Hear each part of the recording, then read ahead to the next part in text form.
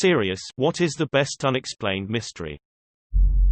The Great Attractor. It's a super something, not a black hole, by the way, which is inexorably dragging everything nearby, including the entire Milky Way galaxy, towards it. Nobody knows what it is, though it's been theorized to be an incredibly dense cluster of galaxies, equating to the better part of 100,000 Milky Ways.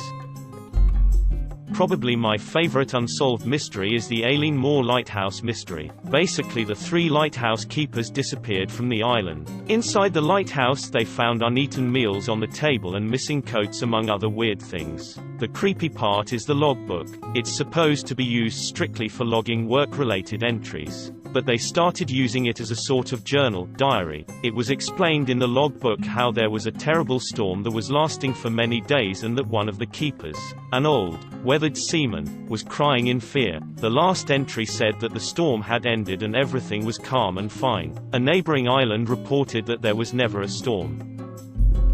The encephalitis lethargica epidemic that struck between 1915 to 1926. No one knows why it happened, nor has there been a recurrence since the initial outbreak. From Wikipedia, the disease attacks the brain, leaving some victims in a statue-like condition, speechless and motionless. Between 1915 and 1926, an epidemic of encephalitis lethargica spread around the world. Nearly 5 million people were affected, a third of whom died in the acute stages. Many of those who survived never returned to their pre-existing aliveness. They would be conscious and aware, yet not fully awake. They would sit motionless and speechless all day in their chairs, totally lacking energy, impetus, initiative, motive, appetite, effect or desire. They registered what went on about them without active attention, and with profound indifference. They neither conveyed nor felt the feeling of life. They were as insubstantial as ghosts, and as zombies.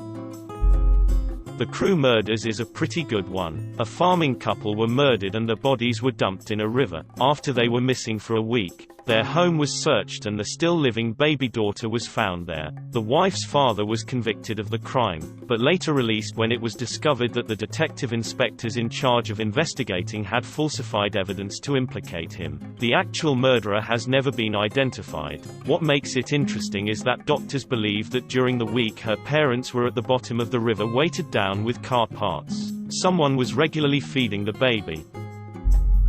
The hidden shafts in the Queen's Chamber of the Great Pyramid. Since the shafts are too small for a person to fit through, there have been 2 separate attempts to send in specialized robots. The first time they sent up a robot, they reached a dead end and what appeared to be a sealed door, complete with metal handles. A decade later they came back with a new robot equipped with a drill, only to find that behind the door lay another door, and no one knows what's behind it or why the original builders would go through all of the effort and expense of constructing these shafts and doors.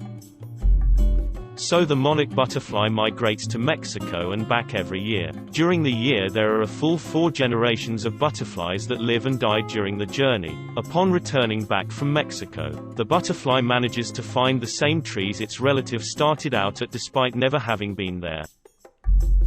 The disappearance of Brandon Swanson. In 2008, a teenager in Minnesota was driving to a friend's party when he crashed into a ditch. He called his dad to come pick him up, but his dad was unable to find him, despite being a long-time resident of the area. Eventually Brandon started walking and described what he saw as a city up the road that he was heading to. Abruptly, Brandon cussed and his phone went silent. His car was later found abandoned in the ditch as he had described, but no city could have been in the area where he was walking. To this day he is still missing, with little evidence found since. Edit. For everyone discussing use. His friends that night said that he had had 1 beer before leaving, but did not exhibit any signs of inebriation and was by all accounts acting sober. His parents have also said that he did not excessively drink and had never taken He was 19 at the time.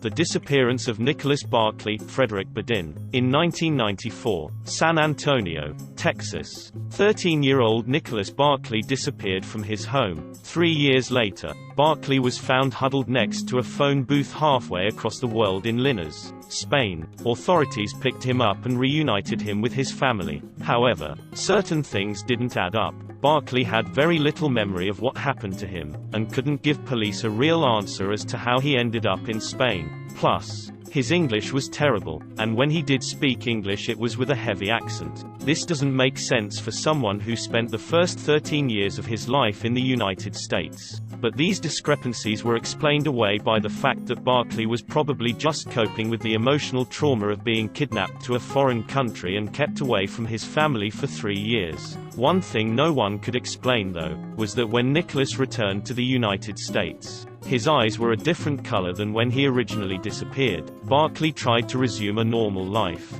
enrolling back into his old school, moving back in with his family, etc. About 4 months after reuniting with his family, a private investigator discovered that Nicholas Barkley actually wasn't Barkley, but a con artist named Frederick Badin. Badin was wanted by Interpol because he had a habit of stealing the identity of missing youths. Badin was arrested, but this brought about even more disturbing questions about Nicholas's disappearance. Apparently, Nicholas was a very unruly and problematic child.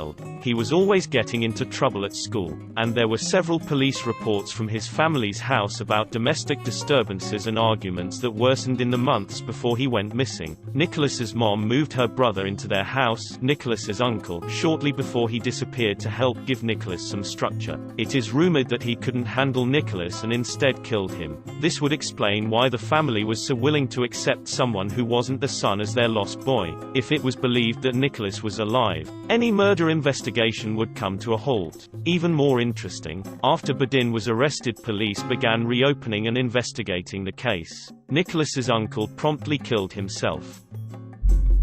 In Australia, in 2011, someone broke into a TV station and spent 4 hours flushing $100,000 down the toilet. It is mind-boggling. Why?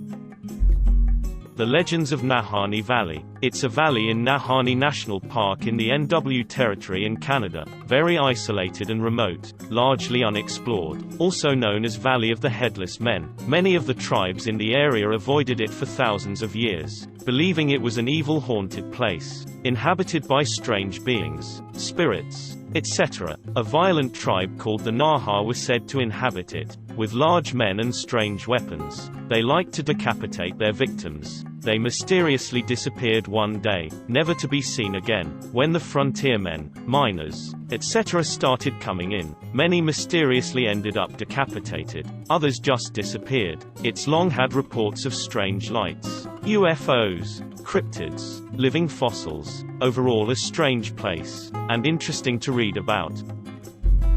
The disappearance of Brian Schaffer. He was a 27-year-old medical student caught on camera entering but never leaving a bar in Columbus, Ohio.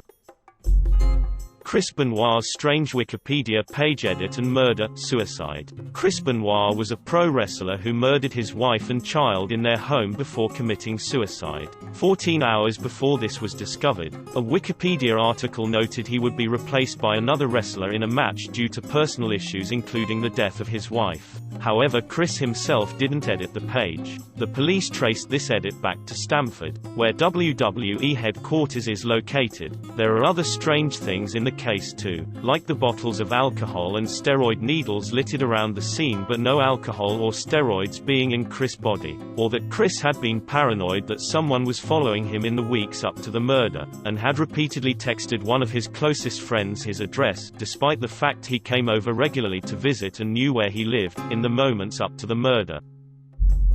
FBI most wanted cases are always fun to look at. Some of my favorites are Jason Derek Brown, former Mormon, partier, surfer, and chill type of guy, kills a security guard and runs off. Hasn't been seen since 2005 except for a sighting in 2009. Robert William Fisher, former Marine, kills his family and blows up his house. Hasn't been seen since 2001. Last sign of him was his abandoned car and his dog. Nobody knows if he's still out in the woods or is just a pile of bones at this point. Donald Eugene Webb had been on the list for 26 years. You'd think he'd have been all over the place, but he was really hidden by his wife and away in 1999 when his body was finally found in 2017. Not an FBI most wanted case, but John List managed to disappear after killing his family and created an entirely new identity and remarried before being caught after almost 18 years. Also, another one is William Bradford Bishop,